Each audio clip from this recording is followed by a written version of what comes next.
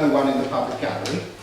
I mean, I've never thought in the 25 years I've been on this council that there will be more people attending the audit committee than the council meeting.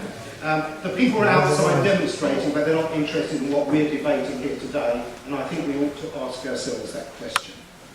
I'm in speaking today, Madam Mayor, I actually have to move my amendment, which is on the paper. There's so many pieces of paper, and it's such a short amendment, I might repeat it. It calls on the Cabinet to support the proposal in Chapter 3 of the Localism Bill to change its form of governance and the first opportunity reverting to the committee system. I spoke on this in Westminster, and I hope to speak on it now. What the bill does, this is the coalition government's bill, is to give local authorities the choice of whether they change from the current executive system back to something like what we used to have as a committee system. My amendment to that, and what I spoke to it in the House of Lords, was that I think council should be able to do it when they want and not wait, as the Act says, until the next local elections in 2014, as far as we're concerned. But however, the principle remains. And so I believe that there is a problem in how we run our council and how we seem to run our council, because there are 10 members of the executive, a leader and 9 others, and they're the rest of us. And it really is not the same as when we had a committee system with a chairman of committee where everybody can contribute to what is happening.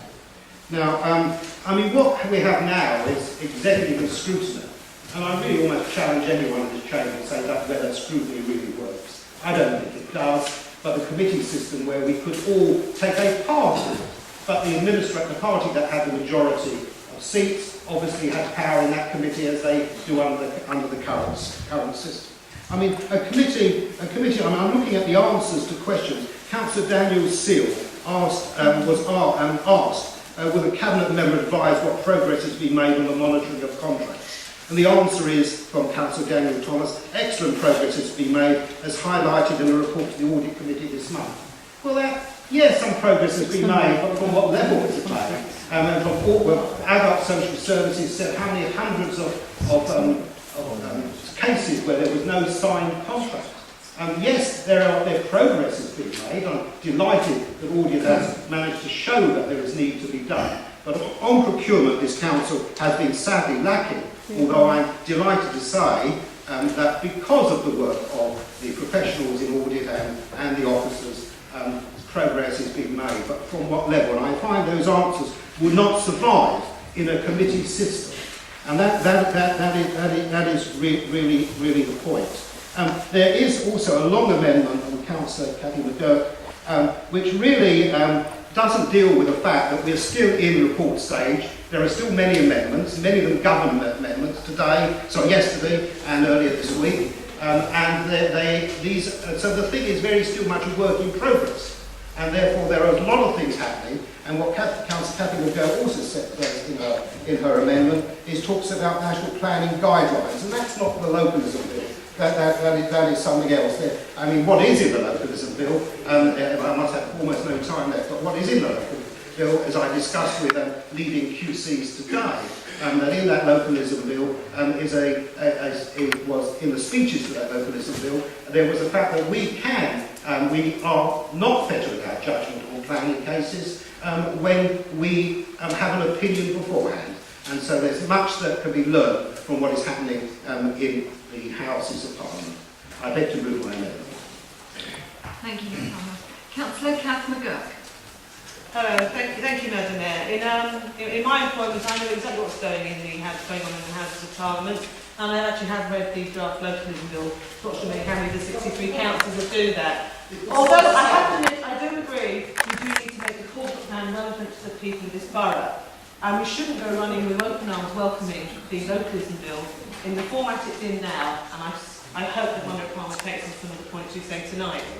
When Eric Hickman brought in the localism bill, he came to reverse the century sweep of decades, and it was declared with a flourish that it would be a triumph of democracy and bureaucracy. If delivered, that would be great, Absolutely fantastic. It follows the Labour's footsteps. The total place pilots reveal the savings that could be made from decentralising and freeing up local public services to work together. Other aspects of both government's agendas, for instance, expanded use of personal budgets in social care, clearly have the potential to give people individually or in groups greater power over their own lives. But we need to be clear that what benefits of localism are, why and under what circumstances it should be pursued, and what will therefore constitute success or failure. In judging the government's localism agenda, we have to ask, does it increase efficiency? Does it give people greater power over their own lives? And does it do things in a way that is fair? I fear not. At present, the bill's attempts at localism does not do this. It fails to achieve the efficiencies. Many people are likely to feel less in control of their own lives, not more. Its approach to decentralising will likely work better for richer communities than for poorer ones. And in particular, the government's planning reforms ushering a default to yes, basically producing a developer's charter. You can drive a bus through it, and I hope the Lord's take on board. We know there's a huge scope for public service to be improved, such as local authorities and local NHS working better together, complementing each other's work rather than duplicating. But the government has shown little ambition on this front. In the words of the Conservative leader of the Westminster Council, the pooling of Whitehall budget is just not happening. No budgets are present for delegated. They're also taking on reforms at breakneck speed in other departments, not at all joined up with what the DCLG are doing. We're going very local, promoting devolution of budget for the Commission of Public Works, Public Service Award level. But at the same time, the DWP goes in the opposite direction, making its contracts supporting people into employment larger, covering whole regions. The Department of Health is merging primary care trusts into bigger units in preparation for abolishing them in a couple of years' time, to be then replaced by GP commissioning consortia, not local. And it's all at a time when agents are hemorrhaging staff, totally incapable to do this. Not only make it harder to make savings through joined up working with other agencies, these reforms will themselves cost money. It's estimated the NHS reforms alone will cost 1.3 billion. It is also very unfair. It is clear that all decisions of this government have impacted more on poorer areas than absolutely any. And I hope we as a borough don't go down that route in the corporate plan. Some of the stuff in the housing scare the life out of me and many residents of the borough.